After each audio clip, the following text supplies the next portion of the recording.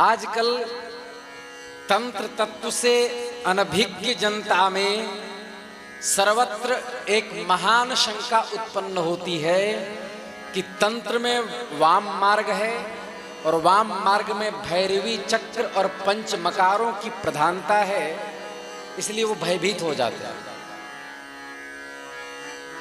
पर वाम शब्द से लोगों ने कह दिया कि वाम शब्द से मनमुखी, पर ये गलत अर्थ है। वाम शब्द से, वाम शब्द मात्र से भयभीत नहीं होना चाहिए। उसके वास्तविक अर्थ का अन्वेषण करना चाहिए। वाम शब्द स्पष्ट वेद में आया। जो लोग हमें YouTube के माध्यम से सुन रहे हैं, उन्होंने कई हमसे प्रश्न किए कि वाम शब्द का अर्थ क्या है, तो मैं उत्तर दे रहा हूं।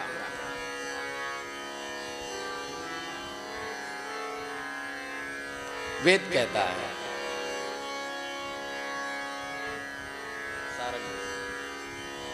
अस्य वामस्य सुक्तञ्च जपे चान्यत्र वा जले ब्रह्महत्या दिकं दग्ध्वा विष्णु लोकं स गच्छति। वाम सुक्त में वेद कहते हैं कि जो मैं कह रहा हूं उस वाम सुक्त का पाठ करने से विष्णु लोक को जीवात्मा प्राप्त हो जाता है। यह है वाम की महिमा।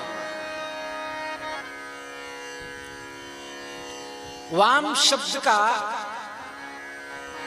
अर्थ है प्रशस्य। प्रशस्य कहते हैं प्रज्ञावान को, बुद्धिमान को। दुर्गार्चन में, दुर्गार्चन पद्धति नामक ग्रंथ में ये बात आई। आज हमको अध्ययन में मिला।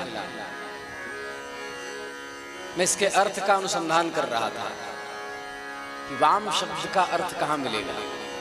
तो दुर्गार्चन पद्धति में कहा, यह एव ही प्रज्ञावन्तः त एव ही प्रशस्या भवन्ति।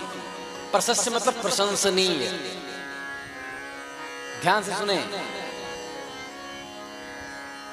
तंत्र में वाम मार्ग, वाम का अर्थ हुआ प्रशस्य। प्रशस्य कहते हैं प्रज्ञावान को।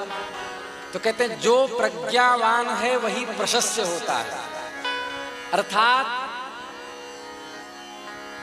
प्रशंसनीय वही है जो वाम मार्गी है। वाम मार्गी प्रशंसनीय है दुर्गार्चन पद्धति के अनुसार। तो इसका अर्थ हुआ प्रशस्य योगी का ही नाम वाम है और उस योगी के मार्ग का नाम ही वाम मार्ग है।